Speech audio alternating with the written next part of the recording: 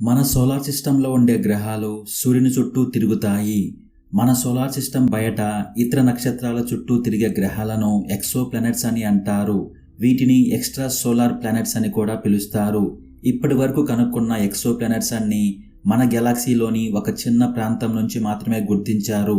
వీటిని కనిపెట్టడానికి Kepler space telescope, transiting exoplanet survey satellite, Spitzer space టెలిస్కోప్ని ఉపయోగిస్తున్నారు.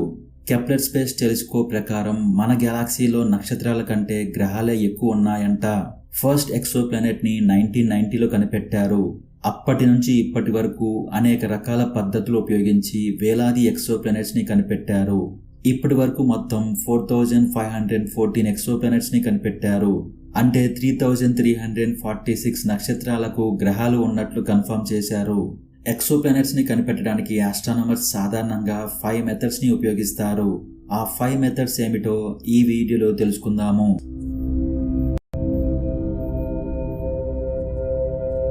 నక్షత్రాలు భారీ ఆబ్జెక్ట్స్ కాబట్టి గ్రావిటీ ఎక్కువగా ఉంటుంది. మరోవైపు ప్లానెట్స్ తక్కువ సైజులో ఉంటాయి కాబట్టి గ్రావిటీ చాలా తక్కువగా ఉంటుంది. నక్షత్రానికి ఉన్న శక్తివంతమైన గ్రావిటేషనల్ ఫీల్డ్ ఎఫెక్ట్ వలన గ్రహాలను వాటి చుట్టూ తిరిగేలా చేసుకుంటాయి. కానీ ప్లానెట్స్కి తక్కువ గ్రావిటీ ఉన్నా సరే ఆ గ్రావిటీ ఎఫెక్ట్ నక్షత్రం పైన ఎంతో కొంత చూపుతుంది. దాంతో నక్షత్రం కొద్దిగా అటు ఇటు కదులుతుంది. అయితే ఈ ఎఫెక్ట్ ఎంత ఉంటుందనేది ప్లానెట్ సైజ్ మీద ఆధారపడి ఉంటుంది. అంటే జూపిటర్ లాంటి పెద్ద ప్లానెట్స్ ఎక్కువ ఎఫెక్ట్ చూపడం వలన కదలికలు ఎక్కువగా ఉంటాయి. కానీ భూమి లాంటి చిన్న ప్లానెట్స్ తక్కువ ఎఫెక్ట్ చూపడం వలన కదలికలు చాలా తక్కువగా ఉంటాయి. అయితే ఒక నక్షత్రం యొక్క కదలికలను బట్టి ఆ నక్షత్రానికి ప్లానెట్స్ ఉన్నాయా, ఒకవేళ ఉంటే ఎన్ని ఉన్నాయి, వాటి సైజెస్ ఏమిటి అనే విషయాలు ఆస్ట్రానమర్స్ ఈ మెథడ్ ద్వారా తెలుసుకుంటారు. అంతరిక్షంలో కదిలే నక్షత్రాలను డాప్లర్ షిఫ్ట్ టెక్నిక్ ద్వారా చూస్తారు. డాప్లర్ షిఫ్ట్ని 1842లో క్రిస్టియన్ డాప్లర్ కనిపెట్టాడు. ఈ విశ్వంలో ఉండే ప్రతి వస్తువు ఎనర్జీని ఉత్పత్తి చేస్తుంది. ఆ ఎనర్జీ అనేది ఏదైనా సరే వేవ్స్ రూపంలో కదులుతుంది. అంటే sound waves, radio waves, heat waves, light waves లాంటి రూపంలో ఉంటాయి. ఈ వేవ్స్ అనేవి అవి ఉత్పత్తి చేసే వస్తువు యొక్క కదలికల మీద ఆధారపడి ఉంటుంది. అంటే ఈ వేవ్స్ ఒకదాని మీద ఒకటి పడి నొక్కుకుపోయి ఉండడమో లేదా సాగదీసి ఉండడమో జరుగుతుంది. ఉదాహరణకి మీ పక్కనే ఒక ట్రైన్ వెళ్తుంది అనుకుందాము. ట్రైన్ మిమ్మల్ని సమీపిస్తున్నప్పుడు హార్న్ సౌండ్లో పిచ్ పెరుగుతుంది. అదే ట్రైన్ దూరం అవుతున్నప్పుడు హార్న్ సౌండ్లో పిచ్ తగ్గుతుంది. అంటే రైలు సమీపిస్తున్నప్పుడు సౌండ్ వేవ్స్ ఒకదాని మీద ఒకటి పడి నొక్కుకుపోయి పిచ్ ఎక్కువ వినిపిస్తుంది. అదే రైలు దూరం అవుతున్నప్పుడు సౌండ్ వేవ్స్ సాగిపోయి పిచ్ తగ్గుతుంది. ఇలా వేవ్స్ ఉత్పత్తి చేసే సోర్స్ కదలికల వల్ల, ఆ వేవ్స్ రిసీవ్ చేసుకునే వ్యక్తి కదలికల వల్ల వేవ్స్ యొక్క ఫ్రీక్వెన్సీలో చేంజెస్ వస్తాయి. దీనినే డాప్లర్ షిఫ్ట్ అని అంటారు. ఈ డాప్లర్ ఎఫెక్ట్ అనేది లైట్ వేవ్స్ విషయంలో కూడా కనిపిస్తుంది. ఈ విశ్వంలో ఉన్న ఏదైనా ఒక పెద్ద నక్షత్రం మన వైపుకు వచ్చినప్పుడు దాని నుండి వెలువడే కాంతి కెరటాలు డాప్లర్ ఎఫెక్ట్కి లోనయ్యి ఉండవలసిన రంగు కంటే నీలంగా కనిపిస్తాయి. అలాగే అదే నక్షత్రం మన నుండి దూరంగా జరిగినప్పుడు దాని నుండి వెలువడే కాంతి కెరటాలు డాప్లర్ ఎఫెక్ట్కి లోనయ్యి ఎర్రగా కనిపిస్తాయి. ఇలా ఎర్రగా కనిపించినప్పుడు దానిని డాప్లర్ రెడ్ షిఫ్ట్ అని అంటారు. సైంటిస్టులు దీనిని ఉపయోగించుకొని ఈ అంతరిక్షంలో ఉండే వస్తువులు మన వైపుకు కదులుతున్నాయా లేదా దూరంగా వెళ్తున్నాయా అని తెలుసుకుంటారు. అయితే మనం ముందుగా మాట్లాడుకున్నట్లుగా ఒక ప్లానెట్ దాని యొక్క గ్రావిటీ ప్రభావంతో నక్షత్రాన్ని కదిలేలా చేస్తుంది. ప్లానెట్ దాని చుట్టూ తిరిగే కొద్దీ నక్షత్రం కూడా కదులుతూ ఉంటుంది. ఇలా నక్షత్రం టు అండ్ ఫ్రో మోషన్లో మూవ్ అవడం వలన దాని నుండి వెలువడే కాంతి కెరటాలు నొక్కుకుపోయి ఉండడమో లేదా సాగదీసి ఉండడమో జరుగుతుంది. దాంతో మనకు కనిపించే కాంతి రంగులో మార్పులు కనిపిస్తాయి. అంటే ఇదంతా కేవలం ఆ నక్షత్రం చుట్టూ ప్లానెట్స్ తిరగడం వలన జరుగుతుంది. ఇలా ఈ మెథడ్ ద్వారా ఆస్ట్రానమర్స్ ఎక్సో ప్లానెట్స్ని కనుక్కుంటారు. ఎక్సో ప్లానెట్స్ని కనుక్కునే విషయంలో రేడియో వెలాసిటీ మెథడ్ చాలా ప్రొడక్టివ్గా పనిచేస్తుంది. ఒక్కొక్కసారి వేరే మెథడ్స్ ద్వారా ప్లానెట్స్ని కనుక్కుంటే అది కన్ఫర్మ్ చేసుకోవడం కోసం ఈ మెథడ్ని ఉపయోగిస్తారు. ప్రపంచవ్యాప్తంగా చాలామంది ఆస్ట్రానమర్స్ ఈ మెథడ్ని ఉపయోగించి ఎక్సో ప్లానెట్స్ని కనుక్కుంటున్నారు. అయితే ముఖ్యంగా హవాయిలోని కెక్ టెలిస్కోప్లు మరియు చిల్లీలోని లా సెల్లా అబ్జర్వేటరీలో ఈ మెథడ్ ఉపయోగించి ఎక్సో ప్లానెట్స్ని కనిపెడుతున్నారు. ఈ మెథడ్ ద్వారా ప్రస్తుతానికి 878 ఎక్సో ప్లానెట్స్ని కనుక్కున్నారు. Next number 2 transit method. సూర్యగ్రహణం సంభవించినప్పుడు ఎర్త్కి సన్కి మధ్యలో మూన్ వస్తుంది. అంటే ఇక్కడ సన్ దగ్గర నుంచి వచ్చే లైట్ని మూన్ బ్లాక్ చేస్తుంది. ట్రాన్సిస్ట్ మెథడ్ ఇదే ప్రిన్సిపల్ మీద ఆధారపడి ఉంటుంది. ఒక ప్లానెట్ నక్షత్రం చుట్టూ తిరుగుతూ నక్షత్రానికి ఆస్ట్రానమర్కి మధ్యలో వచ్చినప్పుడు అది కొంతవరకు కాంతిని అడ్డుకుంటుంది. అంటే కొంత సమయం పాటు ఆ నక్షత్రం మసకబారుతుంది. అంటే ఆ స్టార్ చుట్టూ ఏదో ప్లానెట్ తిరుగుతుందని ఆస్ట్రానమర్స్కి అర్థమవుతుంది. ఈ వీడియోలో కనిపిస్తున్న గ్రాఫ్ని ఆస్ట్రానమర్స్ లైట్ కర్వ్ అని పిలుస్తారు. ఈ కర్వ్ నక్షత్రం నుంచి వచ్చే లైట్ లెవెల్ని వివరిస్తుంది. ఒక ప్లానెట్ నక్షత్రం ముందుగా వెళ్ళినప్పుడు అది కాంతిని అడ్డుకోవడం వలన బ్రైట్నెస్లో మార్పు వస్తుంది. ఆ మార్పు అనేది లైట్ కర్వ్లో కనిపిస్తుంది. ఈ ట్రాన్సిస్ట్ యొక్క సైజ్ మరియు లెంత్ ఆధారంగా ఆ ట్రాన్సిస్ట్కి కారణమైన ప్లానెట్ వివరాలను ఆస్ట్రానమర్స్ కనుక్కుంటారు. పెద్ద పెద్ద ప్లానెట్స్ మరింత కాంతిని అడ్డుకుంటాయి కాబట్టి అవి లోతైన లైట్ కర్వ్ని సృష్టిస్తాయి. ఒకవేళ ప్లానెట్ స్టార్ని దాటడానికి ఎక్కువ సమయం తీసుకుందంటే అది ఆ స్టార్కి దూరంగా తిరుగుతున్నట్లు. ఒకవేళ ఆ స్టార్ సిస్టంలో మల్టిపుల్ ప్లానెట్స్ ఉంటే లైట్ కర్వ్ చాలా కాంప్లికేటెడ్గా మారుతుంది. కాంప్లికేటెడ్ లైట్ కర్వ్ అయినా సరే, సింపుల్ లైట్ కర్వ్ అయినా సరే ఇన్ఫర్మేషన్ సేమ్గానే ఉంటుంది. కానీ ఆ డేటాలో నుంచి ప్రతి ప్లానెట్కి సంబంధించిన ఇన్ఫర్మేషన్ సపరేట్ చేయడం కోసం ఆస్ట్రానమర్స్ ఎక్కువ వర్క్ చేయవలసి ఉంటుంది. ఈ మెథడ్ ద్వారా ప్లానెట్స్ కనుక్కోవడమే కాకుండా ఆ ప్లానెట్ యొక్క అట్మాస్ఫియర్ లేదా టెంపరేచర్ గురించి కూడా మనకు ఇన్ఫర్మేషన్ లభిస్తుంది. అలాగే ఎక్సో ప్లానెట్స్ నక్షత్రం ముందు ప్రయాణిస్తున్నప్పుడు నక్షత్రం యొక్క కాంతి ప్లానెట్ వాతావరణం గుండా ప్రయాణిస్తుంది. ఆస్ట్రానమర్స్ ఆ కాంతి యొక్క రంగును బట్టి ఆ ప్లానెట్కి సంబంధించిన అనేక విషయాలను అనలైజ్ చేస్తారు. ఈ పద్ధతి ఉపయోగించి ఎక్సో ప్లానెట్స్ పైన ఉండే మీథేన్ నుండి వాటర్ వేపర్స్ వరకు ప్రతిదీ కనుక్కుంటారు. ఎక్సో ప్లానెట్స్ని కనుక్కునే విషయంలో ట్రాన్సిస్ట్ మెథడ్ చాలా అద్భుతంగా పనిచేస్తుంది.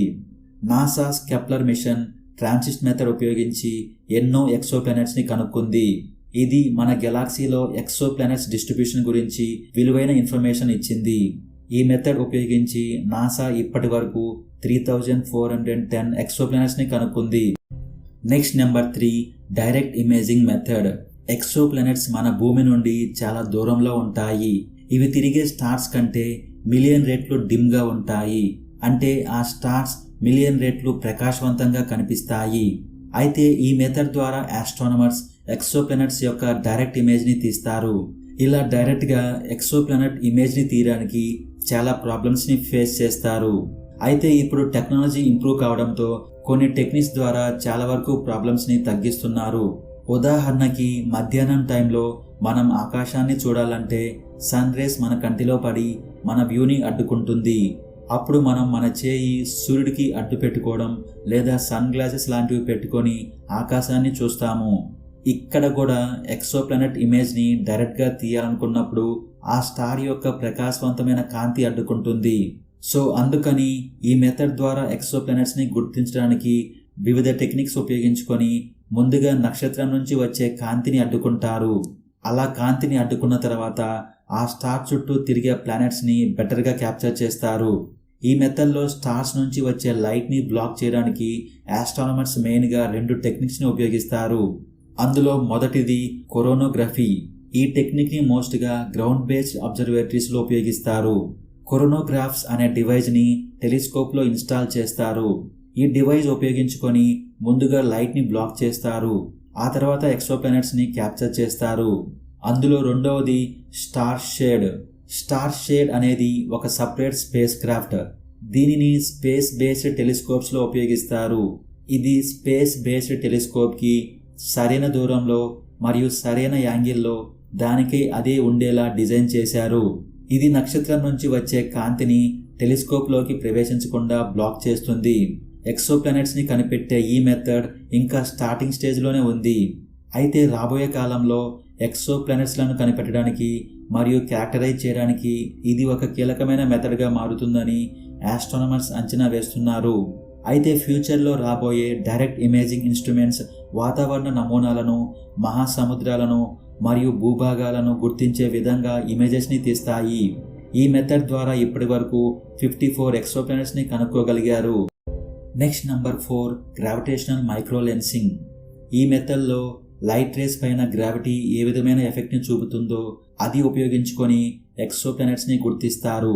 ఆల్బర్ట్ ఐన్స్టీన్ తన జనరల్ థియరీ ఆఫ్ రిలేటివిటీలో గ్రావిటేషనల్ మైక్రో లెన్సింగ్ని ముందుగానే అంచనా వేశాడు.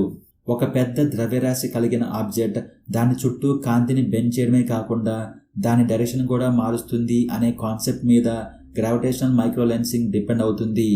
ఉదాహరణకి భూతద్దం ఏ రకంగా అయితే కాంతిని బెండ్ చేసి ఒకే దాని మీద కేంద్రీకరిస్తుందో అదేవిధంగా గ్రావిటేషనల్ మైక్రో లెన్సింగ్ వర్క్ అవుతుంది. ఈ విశ్వంలో ఏదైనా ఒక నక్షత్రం ఇంకొక నక్షత్రం ముందు వెళ్తున్నప్పుడు బ్యాక్గ్రౌండ్ నక్షత్రం నుండి వచ్చే లైట్ రేస్ ఫోర్గ్రౌండ్ నక్షత్రం యొక్క గ్రావిటేషన్ అట్రాక్షన్ కారణంగా బెండ్ అవుతాయి. అంటే ఫోర్గ్రౌండ్ నక్షత్రం ఒక భూతద్దం లాగా పనిచేస్తుంది. దాంతో లైట్ రేస్ యాంప్లిఫై అయ్యి బ్రైట్నెస్ పెరుగుతుంది. అంటే ఫోర్గ్రౌండ్లో ఉన్న నక్షత్రం ఒక లెన్స్ స్టార్ లాగా పనిచేస్తుంది. ఒకవేళ ఫోర్గ్రౌండ్లో ఉన్న నక్షత్రం చుట్టూ ప్లానెట్స్ తిరుగుతూ ఉంటే ప్రతి ప్లానెట్ ఒక భూతద్దం లాగా పనిచేస్తుంది.